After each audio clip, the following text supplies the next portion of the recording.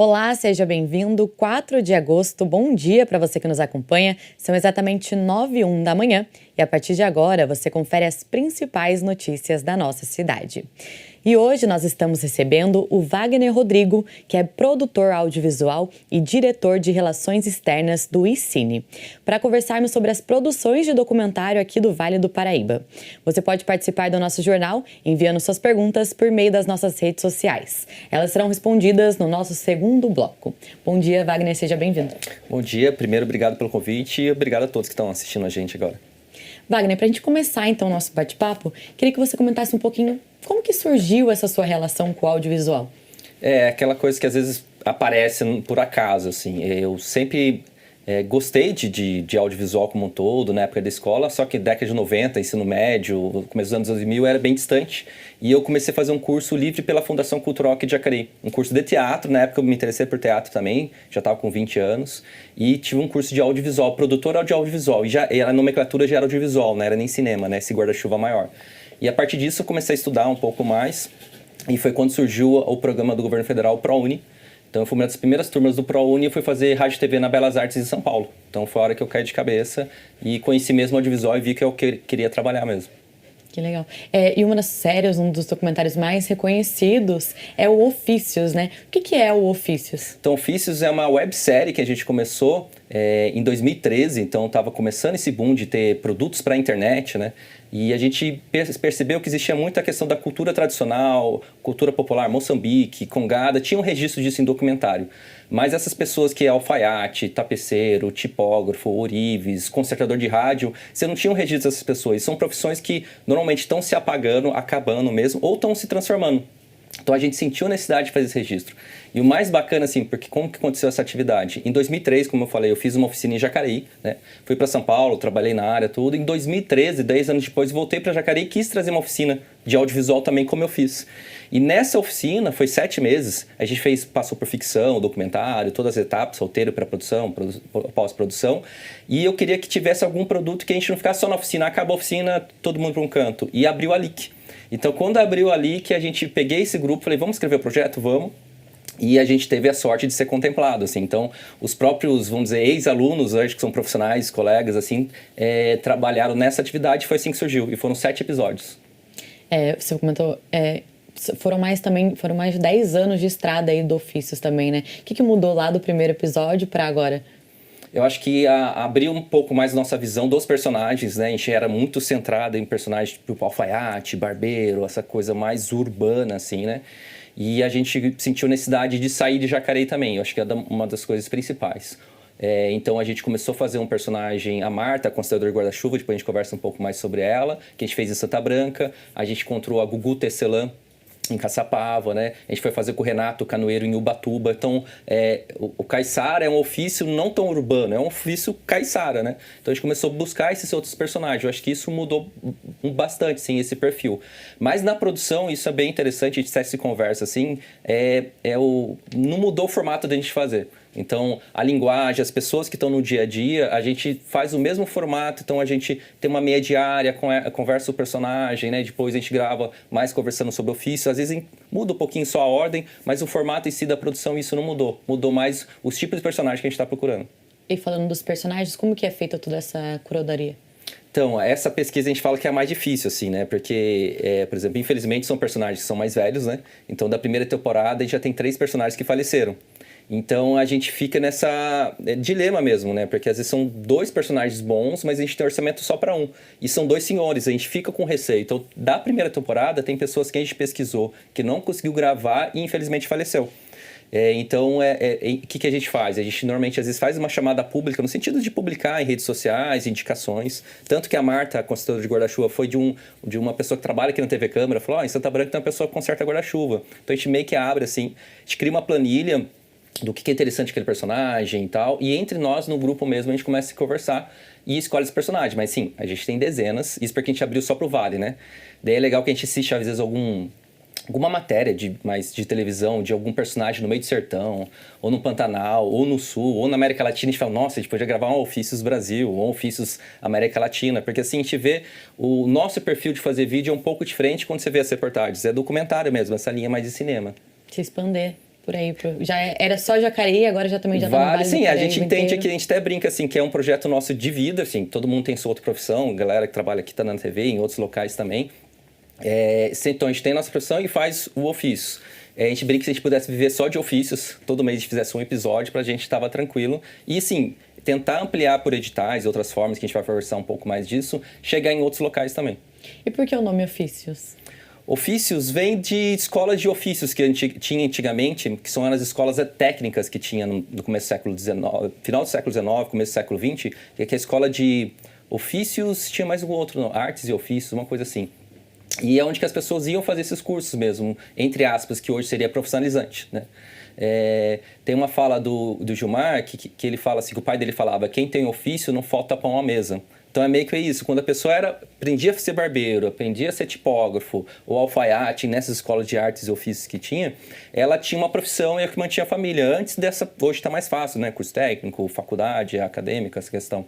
Então, ofícios vem desse nome de escola de ofícios que tinha mesmo, que é voltado muito para essa área mais urbana.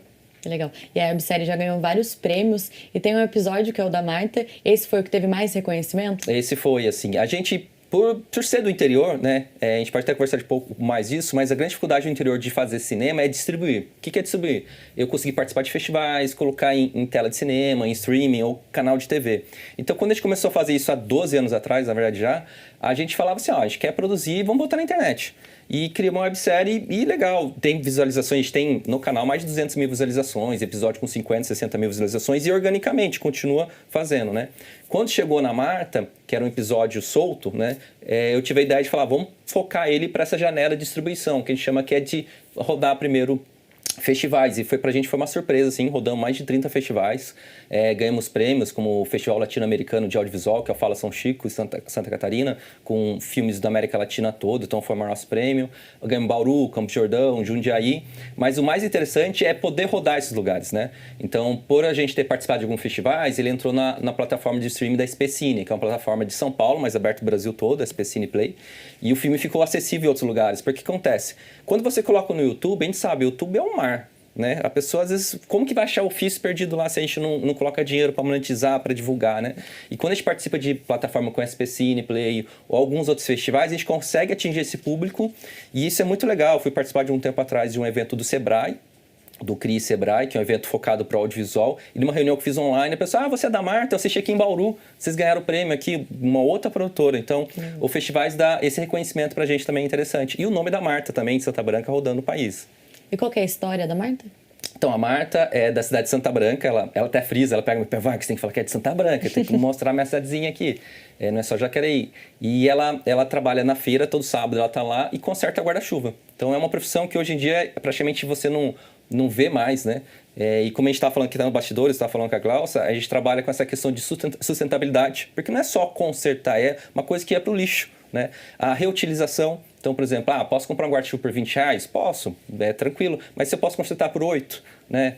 E ela trabalha muito a questão da mulher, terceira idade, porque faz 20 anos que ela ganha dinheiro com isso, não é só um hobby. Faz mais de 20 anos agora, né? Já, na época, 20 e poucos anos. Então, ela faz isso, ela é reconhecida por isso. E foi muito legal quando ela falou a gente fazer o documentário, que muitas pessoas da família dela, do entorno, até reconheciam mais ela. E isso é uma coisa comum dos nossos entrevistados, participantes, nossos personagens que a gente fala, né? Porque normalmente a família vê só como uma profissão simples, tá? E quando vem alguém de fora e mostra, nossa, isso é bacana, é importante, né? A Marta, ela chegou a ser exibida em Paris, no evento, porque a gente ganhou o prêmio da Mostra de Campos do Jordão e mandaram todos os filmes ganhadores para o pessoal, uma curadoria de lá, e eles escolheram para Marta. Eu tenho Marta legendado em francês, que passou numa sala lá em Paris, assim, quando ela viu, ela achou muito interessante. Então, é isso que chama a atenção do personagem, tem a ver com ofício. Pessoas, não é só a profissão, mas o personagem é muito mais do que o ofício que ela faz, né? Então, a gente consegue ampliar no dia a dia.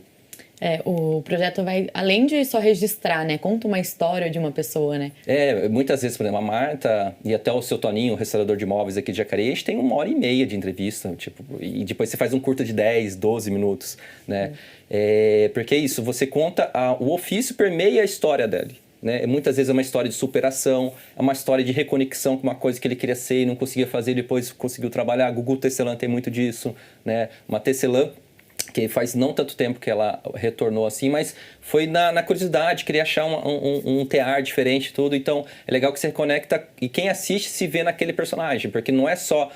às vezes aquele personagem representa algum irmão, algum pai, algum tio, alguma pessoa que você conhece. Wagner, você é diretor do ECine, né? O que é o ECine? O ECine, ele é o Fórum de Cinema do Interior Paulista, né? Ele começou em 2019. É uma associação, começou como coletivo informal, e esse ano a gente está transformando num CNPJ, que é um fórum para pensar a produção de cinema no interior de São Paulo. Né? Quando a gente fala muito, principalmente quando você vê matéria, né, o dinheiro fica só no eixo Rio-São Paulo, de Lei Rouanet ou de cinema, parece que o São Paulo todo tem dinheiro. Na verdade não, está em capital e numa região da capital, Vila Madalena, Vila Mariana, Pinheiros, uma região só, Rio de Janeiro a mesma coisa. E a gente esquece de todo esse eixo do interior. Então ele veio para pautar essa questão de a identidade da produção no interior, de participar em fóruns e mesas de debate, né? E eu me aproximei há uns 2 anos do ECine, de forma online, participando. Ano passado teve um encontro que a gente fez em Ubatuba, me aproximei um pouco mais. Eles têm algum grupo de trabalho, eu entrei no grupo de GT de formação. E esse ano teve a primeira eleição que eu participei de uma chapa e a gente acabou sendo eleito. Então, eu estou nessa direção de relações externas. Então, daí a gente fazer parcerias, por exemplo, entrar em contato com o Sebrae, que a gente está fazendo agora, com o Citronella Doc, que é um festival de documentário que tem em Ilhabela. Então, eu tenho um pouco dessa função dentro do ECine. Perfeito, Wagner. Peço licença a você, já voltamos a conversar. E no dia 9 de agosto, Jacareí realiza mais uma edição da Procissão das Almas, uma tradição inspirada em uma antiga lenda local. Nesse ano, o evento ganha um elemento novo, uma ladainha composta especialmente para acompanhar o cortejo. Nossa história começa com essa causa sem pressa, que no mundo prega peça, a morte não pede licença. Não pede licença, não pede licença, me dê sua bênção. Diz a lenda que em noites esquecidas de agosto, algo se move em silêncio pela cidade. Um cortejo de almas deixa o cemitério da saudade e caminha, em lamento, até a antiga capela do Avareí. Diz que tem quem viu, diz que tem quem viu. Numa noite fria de agosto, mês do desgosto do cachorro louco. Vem aí mais uma edição da Procissão dos Mortos, evento tradicional em Jacareí e que é inspirado em um conto local. Ela relembra a lenda que é quando esse lugar onde estamos hoje foi inaugurado, né? Uns 180 anos atrás. E o cemitério era lá no Largo da Matriz. E quando houve essa mudança, pessoas dizem que viram uma procissão de espíritos caminhando para cá inconformados, levando velas. E para quem eles entregavam essa vela, especificamente para uma velhinha que relatou a história, no dia seguinte essa vela virou osso. E a Procissão dos Mortos é um evento que celebra isso, rememora os mortos, rememora a história da cidade. A peregrinação deste ano traz um elemento novo. Uma ladainha composta especialmente para a atração, escrita por Paul e com participação dos artistas Tânia Reis e Júlio Santos. E com a letra, né, da ladainha, as pessoas vão conhecer melhor a história. E isso vai gerar uma sensação de pertencimento. Porque a pessoa, quando conhece a sua história, ela pertence àquele lugar, ela enaltece a cultura daquele lugar. Então, eu acho que vai ser muito, muito importante. Essa ladainha, do modo como foi produzida dessa forma, dessa vez, vai causar um impacto diferente dos anos anteriores. Então eu tenho muita alegria de poder participar desse projeto. Na composição, até os sons carregam simbolismo. Sinos fúnebres marcam o tom e reforçam a atmosfera da canção. Não pede licença. A ladainha é a ideia da morte, né? Que é uma coisa assim instigante que cada um interpreta de uma forma, né? E também a história, que é da mudança do cemitério da Matriz para o Campo da Saudade, que é aqui, e celebrando a nossa procissão em si. Tem todos esses elementos dentro da ladainha. A procissão das almas acontece no dia 9 de agosto, tendo uma ave como ponto de encontro a partir das 19 horas. Às 21 tem início o cortejo pelas ruas do centro da cidade. A participação é aberta ao público e todos são orientados a vestir trajes fúnebres. A gente volta com o nosso bate-papo com o Wagner, que é produtor audiovisual. Wagner, agora, quinta-feira, né, dia 7, é o Dia Nacional do Documentário Brasileiro, né? A gente comemora esse dia. Queria que você falasse um pouquinho pra gente como que é o comecinho, da onde que nasce essa ideia? Pode virar um documentário ali, você vê uma história e pensa nisso. Até antes disso, até comentar, ele virou Dia Nacional do Documentário por causa de um documentarista, que é o Ney São Paulo, que é um documentarista que nasceu na década de 30 aqui em São Paulo, que produziu vários documentários importantes da década de 70 e 80, e teve essa importância de criar esse Dia Nacional do Documentário. Na verdade, eu falo assim, que todo local tem uma história. A gente tem mania ou achar que é muito importante aquela profissão, alguma outra coisa. A gente deu exemplo, a Marta, consertadora de guarda-chuva, né? Então, às vezes, assim, eu falo quase tudo pode virar documentário, mas sim, não quer dizer que vou pegar qualquer história, mas quer dizer que todo lugar tem uma história. Então, a primeira coisa, para quem for fazer um documentário, se ele for o diretor ou o roteirista, aquela história tem que bater muito com ele. Porque uma coisa é você trabalhar numa produção como cinegrafista, ou diretor de fotografia, só prestou serviço e foi embora. O documentarista, quando ele olha para aquela história, ele bate o olho e já fala, nossa, isso aqui tem uma coisa interessante, o que eu posso fazer? A segunda etapa, normalmente, assim, depois que você tem a ideia, é a pesquisa. Então, você pode fazer uma pesquisa em campo, você for contar sobre uma região, sobre algum lugar, assim. Então, você conhecer aí mesmo, pesquisar, às vezes nem falando que vai fazer o documentário, meio que conhecer a região, né? E vai aprofundando, você vai pegando os outros elementos. E quando você entende que aquilo pode ser um documentário mesmo, daí você depende do tipo da história. Pode ser um curta-metragem, um média ou um longa-metragem, né? Você aprofunda essa pesquisa. Então, normalmente, se você não é o roteirista, pesquisador, você pode contratar alguém que vai lá, pega mais informações, pesquisa sobre aquele assunto. Uma coisa relacionada à ditadura militar, sobre um personagem. Você vai contratar um historiador, um antropólogo, dependendo do que for, um sociólogo, para conhecer mais sobre aquilo, alguém que é da... E vai levantando informações. E dentro do documentário, as pessoas acham que documentário é só sair e gravar, que não tem roteiro. E eu brinco que ele tem mais roteiro do que tem uma ficção, porque ficção você tem um roteiro, você tem um tratamento, e você vai gravar, então aquelas falas, né? O documentário você faz um roteiro de pesquisa, depois você faz um roteiro de filmagem, na hora que você vai gravar tem um roteiro de perguntas, às vezes não necessariamente ela se mandou tudo o que você queria, depois você vai fazer o roteiro de edição de montagem, porque o que você pensou na pesquisa, você vai tentar chegar naquilo, mas muitas vezes não chega. Tem uma linha de documentário mais orgânico que você, às vezes, monta na ilha de edição. O que é isso? Eu assisto tudo que eu gravei, lá tem uma hora de material, começo a decupar, ou seja, separar as cenas, as falas, e eu começo a tentar montar aquilo. E tem uns roteiros de documentário mais modernos, principalmente para plataforma de streaming. Por exemplo, se eu chego numa plataforma e falo que quero fazer um documentário sobre a Marta, a pessoa não quer saber disso, ela quer saber cena a cena o que eu vou fazer. Então já existe hoje roteiro de documentários que é pensado cena a cena. A cena é Marta sentada na banca atendendo seus clientes. Cena 2, Marta... Daí você fala, nossa, como que é documentário você vai fazer certinho? Não, porque o streaming, para botar dinheiro no seu projeto, ele precisa ter noção para onde que vai. Então eu conheci um pesquisador, o Michel, que ele fez o documentário do Mussum, que eles trabalham muito com imagem de arquivo. Ele falou que 85% do que ele escreveu no roteiro entrou pro filme. Então, o documentário tem esse processo assim, que às vezes demora mais tempo, né, do que uma ficção, porque o filme só sai depois que você monta ele. Você comentou sobre o curto, médio, longo. Qual que é a diferença deles? Qual que é o tempo de cada um? Então, se você pegar nomenclaturas, né, pela Ancine, curta-metragem seria até 15 minutos, né? Mas para festivais, tem festivais que aceitam 20, 25 minutos. Então, de 15 minutos e 1 até, se não me engano, 60 minutos ou 65, ele é um média-metragem, fica essa janela grande, né? E depois de 1h10 para cima, ele é um longa-metragem, né? Claro que isso não é um carimbó, é só aquilo, né? Você vai assistir, às vezes, alguns lugares que mudam um pouquinho, mas é um pouco essa nomenclatura que tem. Então, festivais de curta-metragem, para além de documentário, ficção, ele é mais acessível porque... Para você produzir um filme de 10, 8 minutos, vai gastar muito menos dinheiro do que um longa-metragem de 1h20, de 1h30. E é mais difícil, depois que você produz um longa-metragem, de você distribuir ele. Que é a parte mais difícil que a gente fala de um filme. Porque muitas pessoas têm filmes muito bons e você bota no YouTube, como eu falei, a gente se perde.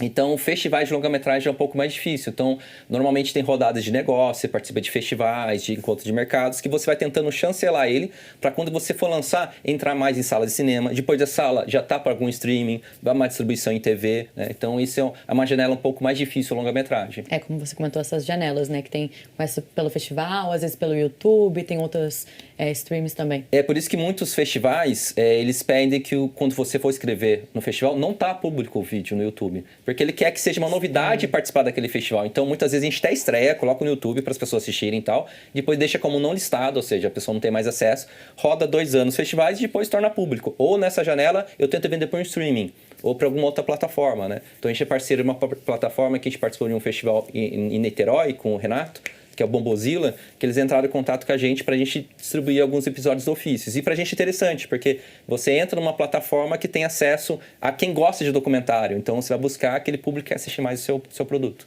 E o que diferencia o documentário de outros gêneros audiovisuais? Então, o documentário, ele é um recorte, e eu uso entre aspas, da realidade. Você não tem ator, você tem personagens. Então, principalmente é você não ter ator. Mas hoje em dia está um pouco a limiar isso, uma linha tênue, porque existe muito documentário híbrido hoje em dia. Antigamente existia o doc-drama, que a gente fala, né?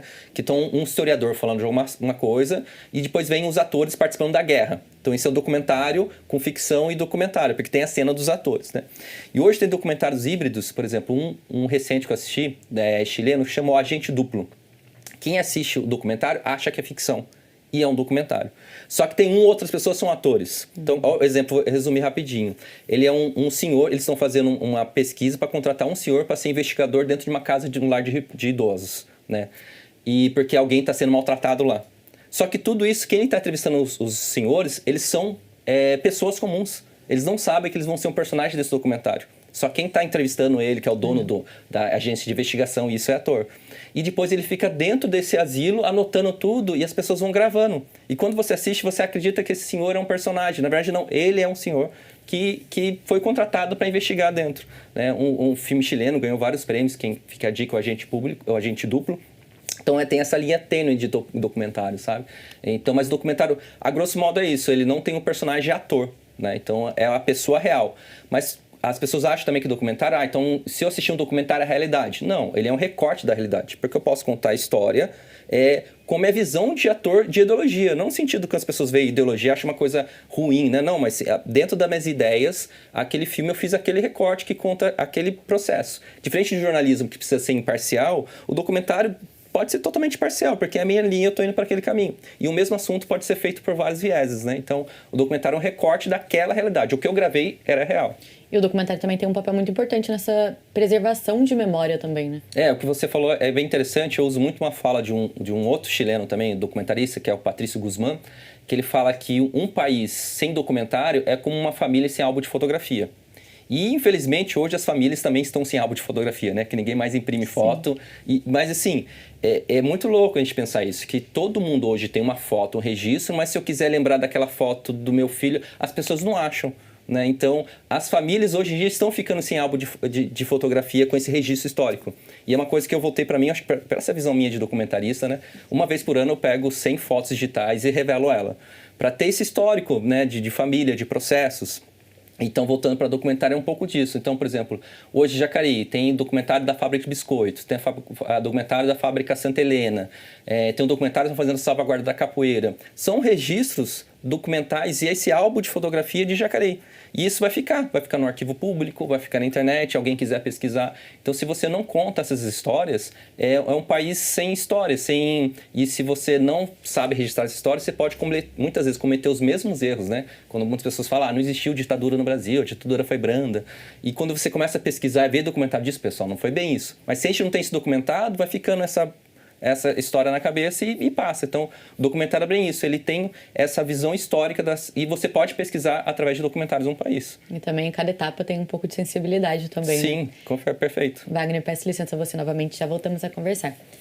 E a Prefeitura de Jacareí apoia o movimento do Mutirão Nacional de Reconhecimento e Investigação de Paternidade, promovido pela Defensoria Pública do Estado de São Paulo por meio do projeto Meu Pai Tem Nome, uma iniciativa do Conselho Nacional das Defensoras e Defensores Públicos Gerais.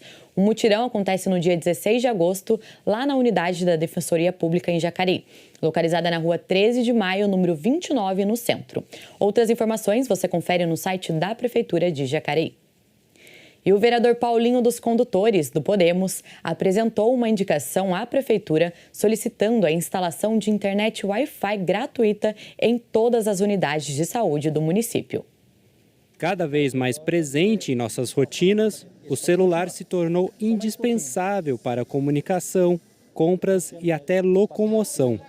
Pensando nisso, o vereador Paulinho dos Condutores fez uma indicação à Prefeitura solicitando a instalação de internet Wi-Fi gratuita nos prédios da saúde do município. Eu sei que em outras cidades já tem, né, e também reclamação de vários munícipes aqui, né, de muitas vezes estar nas UBS aqui da nossa cidade, né, nos prédios aqui da nossa cidade da saúde, né, e precisar utilizar a internet e se deparou com essa situação de não conseguir conectar por não ter internet próxima ali, né. E hoje a gente já está vendo, né, a tecnologia hoje é o que funciona, né, aqui até nos pontos de ônibus, dentro dos ônibus, né, urbano, a importância de ter, né, internet, e a gente fez essa indicação para o prefeito, né, para estudar essa possibilidade também nos prédios públicos, né, da saúde aqui, ter o Wi-Fi para que as pessoas possam conectar. E uma hora difícil, né?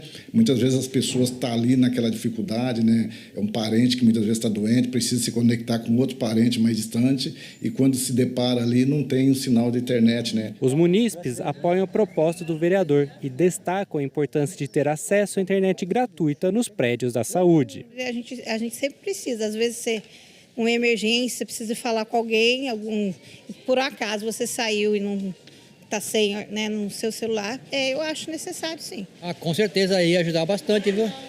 Porque às vezes muitas pessoas querem ligar para casa, acaba a internet, às vezes recebe uma alta, fica doente aqui, quer avisar a família, não tem como. Então seria importante sim, muito importante, viu? Sim, precisamos muito. Muita internet, sim. Precisamos para pedir Uber, para entrar em contato com família, né? É tudo isso aí. O vereador ainda afirma que Jacareí já conta com a estrutura necessária para oferecer o serviço gratuitamente. Jacareí hoje é uma cidade, como eu sempre falo, é a terceira maior cidade do Vale do Paraíba, uma cidade que está evoluindo bastante, eu acho que tem condições, né?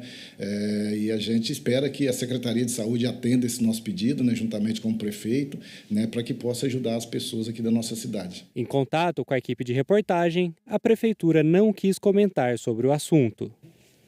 A gente volta o nosso bate-papo com o Wagner Rodrigo, que é produtor audiovisual e diretor de relações externas do E-Cine. Wagner, a gente comentou um pouquinho sobre essa produção, mas quem são os profissionais que são envolvidos em toda essa produção? Então, o documentário a gente pode pensar como uma empresa, né? Você pode ter micro, média ou grande empresa. Então, você pega esses documentários grandes, você vai ter todos os funcionários de um de cinema. Gaffer, mecânico, eletricista, todos os detalhes que você vai precisar, diretor, primeiro câmera, assistente câmera, tal. Quando chega na nossa linha mais independente, assim, o ofício a gente trabalha normalmente com o básico, né? Então, você tem um pesquisador que vai antes ali, você tem um produtor executivo, no dia uma produção local, né, que acompanha. O diretor de fotografia normalmente já é o próprio cinegrafista para diminuir mesmo a equipe, um som direto, né, um operador de áudio e o diretor. Às vezes a gente tem um make-off, né, um bastidor ali, um still, porque também o nosso documentário quer ser mais intimista. Se eu chego num lugar e boto todas essas iluminações que tem de TV assim, o meu personagem já...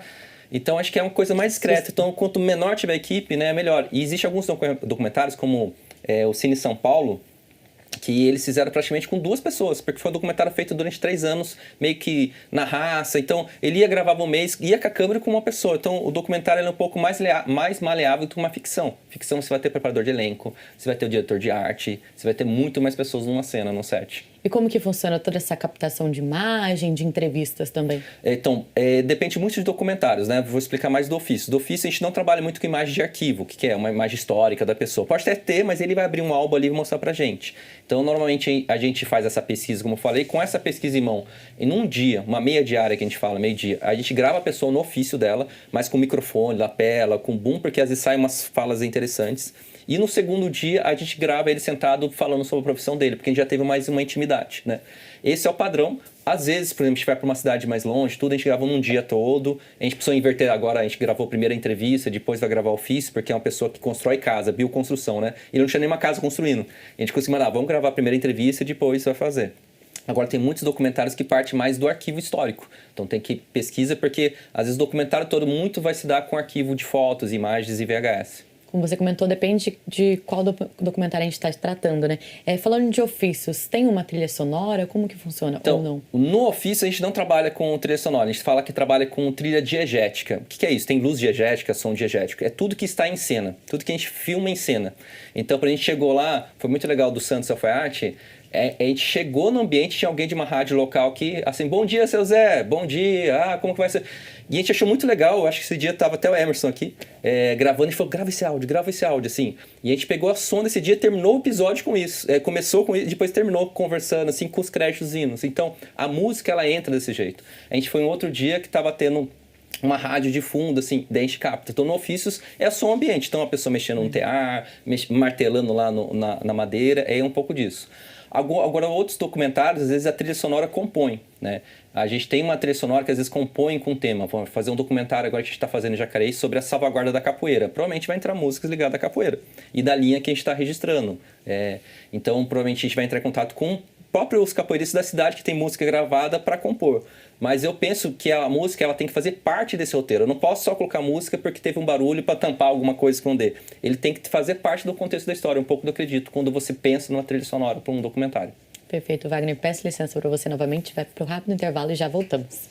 No próximo bloco, você confere mais notícias sobre a cidade e vamos conferir as oportunidades de cursos que estão abertas. A gente volta já.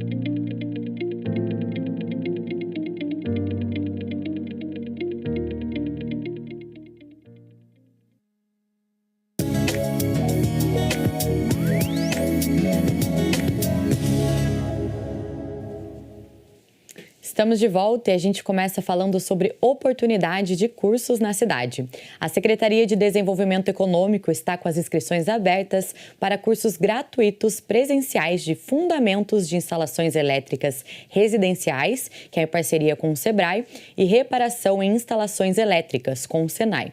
Ao todo, são 28 vagas, sendo 14 para cada área. E para participar, é necessário ter mais de 18 anos e ser morador de Jacareí. As inscrições devem ser feitas pelo link disponível no site da Prefeitura até o dia 6 de agosto. A gente volta com o nosso bate-papo com o Wagner, que é produtor audiovisual. Wagner, aqui no Brasil, quais são os maiores desafios para fazer essa produção de um documentário?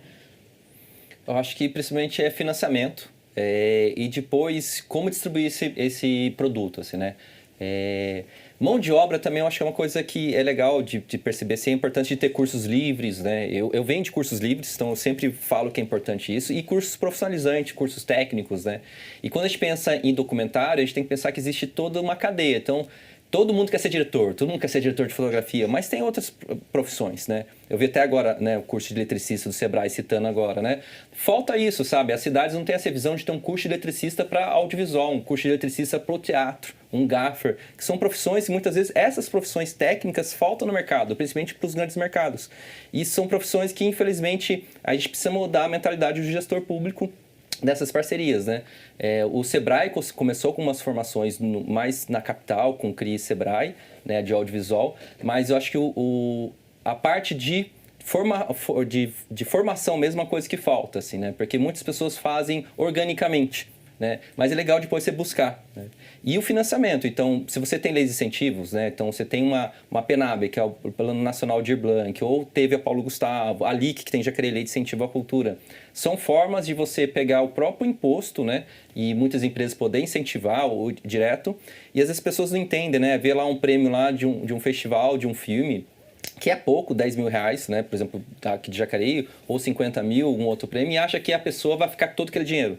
Você trabalha diretamente, às vezes 20, 30... Eu estou no projeto da LIC agora, da Capoeira, que a gente está trabalhando diretamente 20 pessoas. E esse dinheiro fica na própria cidade, né? Então, quando você vai fazer uma exibição, você aluga um telão, você paga alguma pessoa para fazer um dia a recepção. Então, esse dinheiro fica na cidade, né? E já tem várias pesquisas pela FGV, Firjan do Rio de Janeiro, né? Eu acho que a Lei Rouanet, a cada R$1 investido, volta R$1,59. O audiovisual, dependendo do que for, chega 2, 3 vezes mais. E tem uma coisa muito interessante de falar também, que o pessoal virou moda essa palavra, que é o soft power, né? Então, por exemplo, você vê hoje os filmes coreanos dominando o Brasil, não foi do nada estralou o dedo e aconteceu. Há 20, 25 anos atrás, o Estado da Coreia percebeu que você consegue entrar em outras culturas através da cultura de filme. O K-pop também. Pode gostar, amar, odiar, mas está entrando no mundo todo. E eles investiram pesadamente nisso. Então, quando chega um filme aqui, isso é um jeito de você fazer uma guerra comercial no sentido de levar seu produto, sua cultura. E quando chega a minha cultura lá, as pessoas vão querer conhecer aquele produto que apareceu no filme, vai consumir aquele alimento brasileiro que apareceu no filme, vai querer consumir mais coisas e, constantemente, vem mais divisas para o país. Os seus projetos, a maioria pela Lei de Incentivo à Cultura, editais? A gente tem de tudo um pouco, assim. A gente tem projetos... vou pegar um exemplo agora de 3 curtas que a gente está rodando, assim, né? A gente tem, dentro do Ofícios... da última temporada, que foi feito pela Lei Paulo Gustavo, né? Os 3 episódios foram pela Lei Paulo Gustavo. Tem um projeto que eu estou trabalhando da Vanessa, que eu fiz produção executiva e direção de fotografia, que é o documentário websérie Trajetórias, aqui de Jacareí, que foi pela LIC, Lei de Incentivo à Cultura. E tem um curta que está sendo muito interessante, chama Entre Linhas e Lutas, da Bruna Souza, a Sofia Dandara e da Tatá, que ele foi resultado de uma oficina. Então, um curta que não teve dinheiro, né? Rodou vários profissionais, eu da oficina, o Gisel, a Tati, foi o Thiago, o Pedra, foi o Lucas Duarte também. E no final, a Isa também deu a oficina. E no final saiu um resultado de uma oficina, assim, que foi um documentário de 3 minutos e meio sobre a Dona Olívia, que é uma escritora negra, acima de 60 anos, aqui de Jacareí, que está rodando vários festivais. E a gente teve uma notícia bem interessante agora, só nesse mês de agosto. A gente vai rodar o Citronella Doc. A gente está no 12º Festival de Caruaru, no Nordeste, em Pernambuco, e acabou de ser selecionado para o Festival de Maputo, em Moçambique. Primeiro festival internacional que esse grupo participando. E um filme que não teve custo nenhum, foi o custo dos oficineiros. Então, tem várias formas de se produzir. Claro que a gente preza de ter orçamento, porque a gente não quer que seja precarizado, né? Você comentou sobre alguns documentários aqui do Vale do Paraíba também, né? Tem outros que merecem destaque que você poderia comentar aqui pra gente? Eu fico com receio de falar assim, nomes assim, mas tem vários documentários importantes. Se você pesquisar, eu não vou lembrar às vezes nomes, né? Mas São José dos Campos tem um movimento muito grande também em Pinda, em Taubaté, né? O que eu deixo de dica para as pessoas é procurarem espaços independentes que tem. Por exemplo, em Jacareí, às vezes, Sala Mar Lago, teve exibição esse final de semana, Ilha das Pretas, que exibiu lá também. São José dos Campos tem o Teatro Marcelo Dene, tem um pessoal da Companhia Teatro de Cidade, que eu acho que tem uma amostra também de filmes aqui da região. A gente vai ter o Citronella Doc agora, em Ilhabela, que ele é um festival nacional, né? Não é competitivo, é uma amostra. Só que tem filmes só da região do Vale do Paraíba também. Isso é interessante, acho que está com mais 10 filmes. Quem não conseguir ir para Ilhabela, no começo de setembro ele vai estar numa plataforma que chama SP Cine Play. Então, todos os filmes aqui da região vai ter uma janela de 10 dias para você assistir na plataforma online gratuita, né? Então, a dica que eu deixo é seguir esses espaços culturais, procurar filmes que são vários filmes, assim, do Litoral Norte, né? E a do Vale do Paraíba e Serra da Mantiqueira, é bem interessante. Você comentou sobre plataformas. Agora existe um número muito crescente de curtas em plataformas também, né? Porque tem dificuldade de você entrar nesses grandes players, você colocar um filme de curta-metragem. Então, existe o Porta Curtas, que é uma plataforma bem antiga, tradicional. Não vou lembrar o nome de todos agora, mas tem a Cardume, Bombozilla, Todisplay, né? Então, várias plataformas de independentes, né? Que você consegue, algumas a preço mais popular, outras gratuito mesmo, se assistir filmes independentes, né?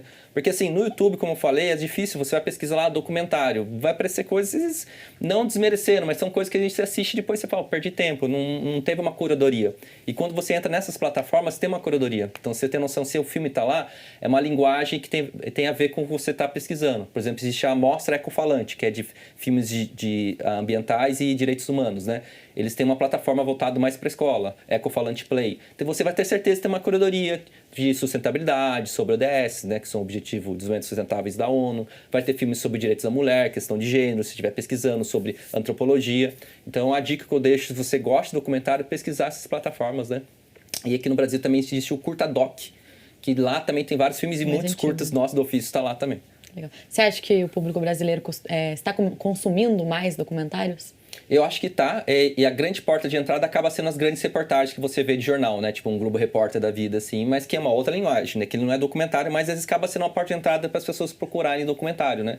Então, acho que tá aumentando, e com o próprio advento da Lei Paulo Gustavo e da Aldir Blanc, começou a ter-se mais festivais, que é financiada por esses editais. Então, constantemente, esses documentários estão circulando mais pelo estado e pelo país, né? A gente nunca imaginou que a Marta está chegando em Paris, está chegando no Sul, no Nordeste, já rodou vários festivais e a receptividade sempre é boa. Que bom que está chegando tão longe, né? Levando o nome do Vale do Paraíba também. Wagner, peço licença a você novamente, já voltamos a conversar. E mudando de assunto, a Secretaria de Educação do Estado de São Paulo abre a partir de hoje uma nova seleção de estudantes para o programa Aluno Monitor do Bem, que é uma bolsa estágio ensino médio.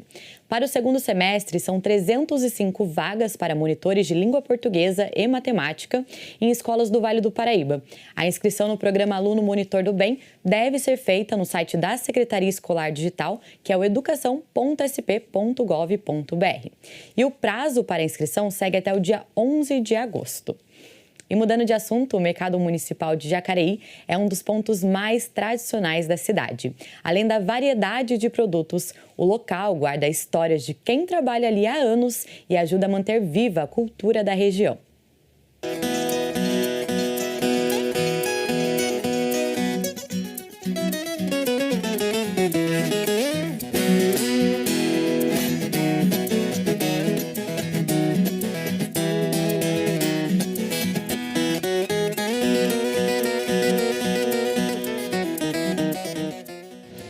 Inaugurado oficialmente em 1962, o Mercado Municipal de Jacareí, carinhosamente conhecido como Mercadão, é um símbolo de tradição e cultura para os moradores da cidade. A história do Mercado Municipal começa em 1876, quando o primeiro prédio foi construído com paredes de taipa. Após diversas reformas e uma reconstrução completa em 1962, o Mercadão passou por uma revitalização significativa em 2015, modernizando suas instalações e preservando sua importância cultural e histórica para a cidade. Logo cedo, o movimento já começa. De um lado, o cheiro do tempero fresco. Do outro, o som de fritura, conversa boa e tradição viva. Quem passa por aqui dificilmente resiste ao sorvete artesanal com gostinho de infância. Uma receita cheia de memória e afeto, mantida viva pelas mãos do Norival e a Cleusa. Nós chegamos aqui há só uns 43 anos atrás, né? E nós sempre vendemos caldo de cana e sorvete. Sempre foi o nosso comércio aqui, é caldo de cana e sorvete americano. Sorvete que faz parte da infância de muita gente. A base dele ele tem gelatina, água e um xarope, uma essência, né? Que não dá Não adoça, mas dá cor e sabor. Minha mãe já tomava antes. O pai dela levava ela aqui. É a primeira vez que eu venho aqui. Toma sorvete. Hoje eu vim visitar uma amiga de infância que tem uma banca aqui e já venho e tomo meu sorvetinho. Cada vez que eu venho aqui no mercado municipal, aqui é o meu ponto. Venho tomar meu sorvetinho. Que eu gosto mais porque não tem gordura, não tem leite, então como eu sou intolerância à lactose, então isso aqui para mim é o sorvete perfeito. E há muitos anos que eu venho aqui. No Mercadão, os corredores são chamados de ruas. São 12 no total. Cada uma com barracas que já fazem parte do dia a dia da cidade. Desde hortifruti e pastelarias até chaveiros e bancas de artesanato. Na Rua 8, a barraca de pastel já é parada obrigatória para muita gente. Aqui no balcão a gente atende de ladrão a juiz. Entendeu? A gente nunca para perguntar, qual a sua função para mim vender o pastel. Entendeu? Não, é coisa rápida, né? Eu quero pastel de carne, qual que você quer? Carne, queijo, palmito, né? Guaraná, pronto. A relação é muito curta, né? Então, muita gente nos conhece, mas a gente não conhece os fregueses, né? O carro-chefe é o de carne, né? Carne, tem... Porque a receita do meu pai é uma carne juntinha, né? Então, tem... É 8,80, ou ama ou odeia, entendeu? Então, fala, que negócio é esse, não sei o que, passa. Mas tem gente que veio de São Paulo, de Sorocaba, não sei o que, pra comer o pastel. Então, ou seja, nem Cristo agradou a todos, né? Então, daí meu pai falou assim, eu não vou mudar por causa de A, B ou C. Essa minha receita é essa, se ele não gostar de carne, come queijo, come... Né? Então, carne e queijo são realmente os carros-chefes. Sou de Guararema, sempre quando eu venho para Jacareí, eu passo aqui no Mercadão por um pastel. É a minha favorita aqui, desde moleque, né? Desde pequeno já venho aqui.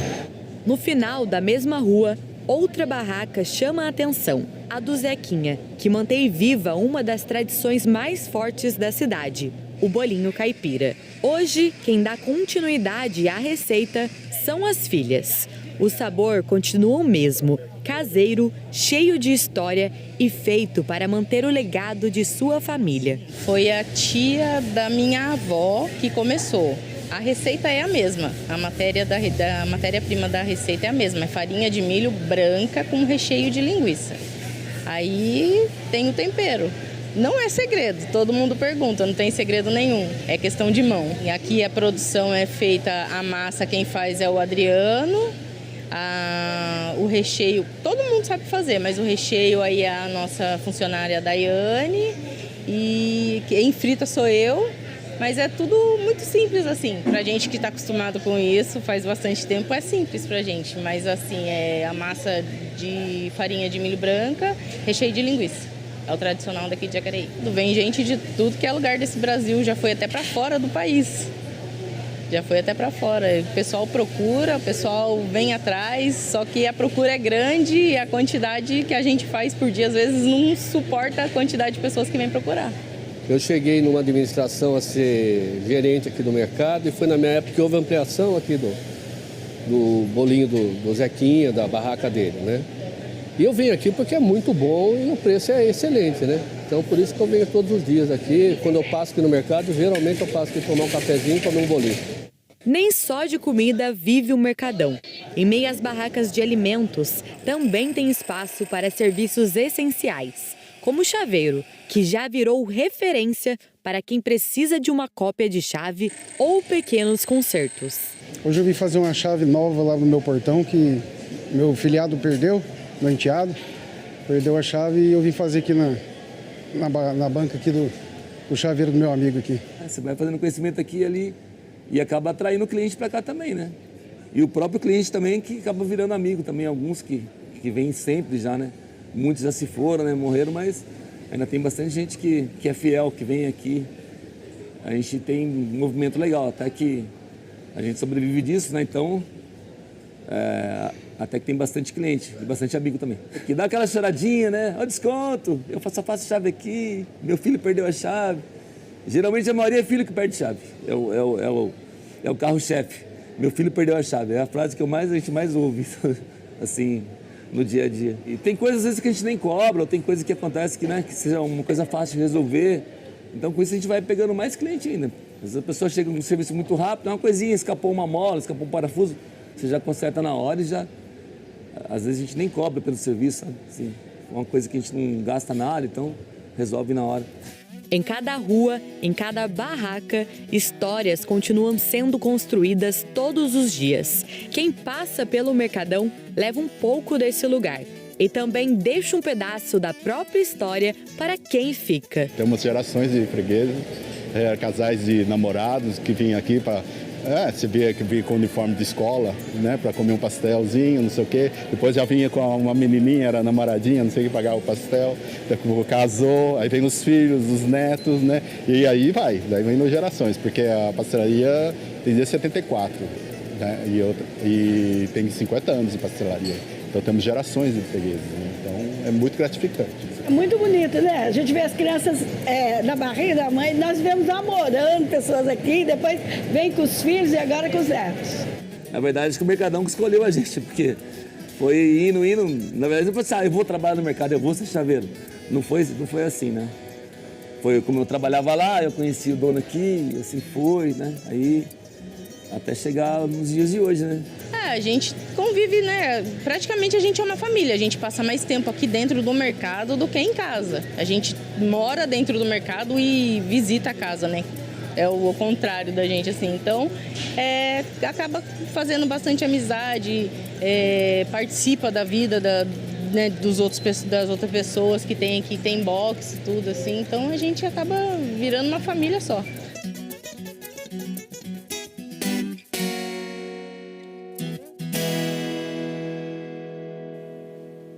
E a gente volta com o nosso bate-papo com o Wagner Rodrigo, que é produtor audiovisual.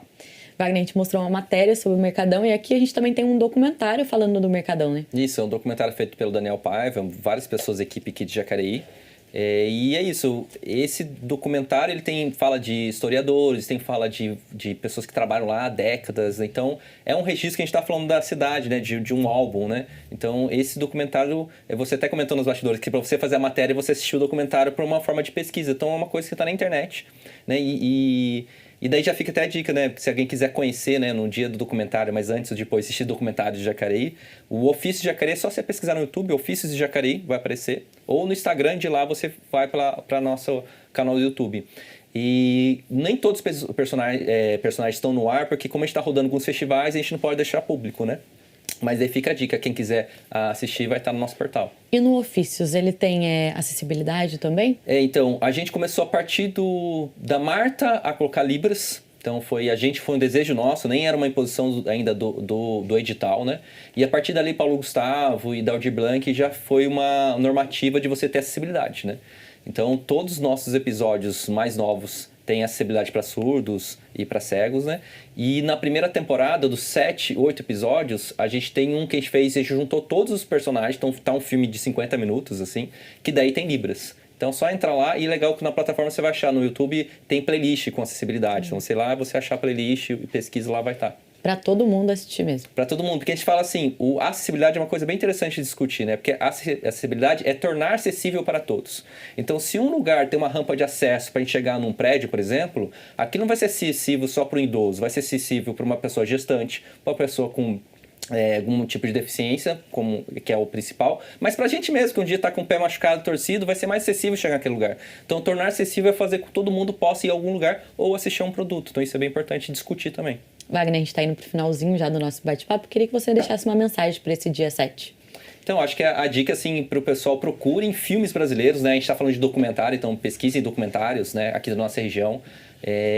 Assistam mais filmes, porque nem plataformas é importante assistir, cinema, quando se vê um cartaz de algum filme, algum brasileiro, algum documentário, vá assistir, porque a primeira semana é crucial para qualquer filme nacional. Se a primeira semana não teve público, a segunda ele já sai, né? E pesquisem, né? Então, vai em plataforma de streaming, quando você vê algum festival ou mostra na sua região, busque. E se você está na sua escola, no ensino médio, fundamental, faculdade, entre em contato com a parte pedagógica da escola para ter mais exibições de filme na própria escola, né? Tem muitas plataformas hoje em dia que pode ser parceiro com a escola e você consegue exibir filmes que muitas vezes tem que pagar, mas como vai exibir em escola, você consegue licenciamento gratuito. Então, fica a dica aqui para o pessoal estar procurando assistir mais documentários brasileiros.